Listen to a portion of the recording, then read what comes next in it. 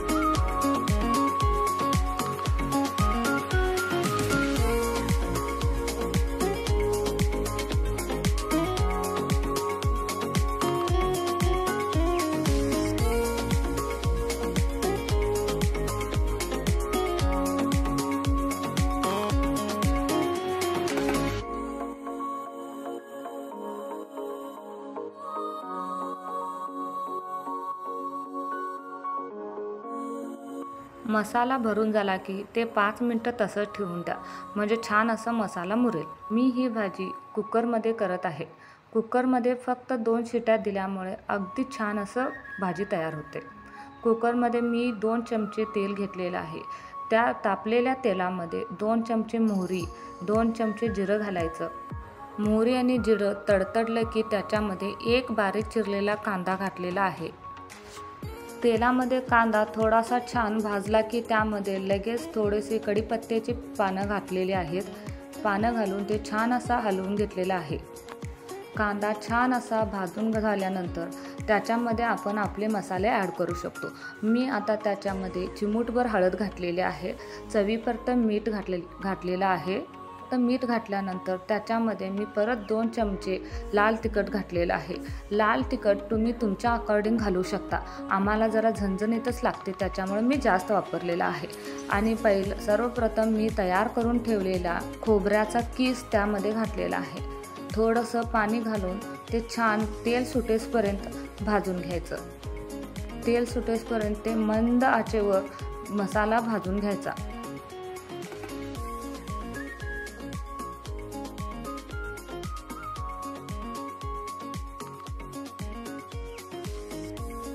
मसाल्याला छान तेल सुटलं की त्याच्यामध्ये आपण तयार केलेले दोडक्याचे पीस घालून छान असं त्याला परतून घ्यायचं।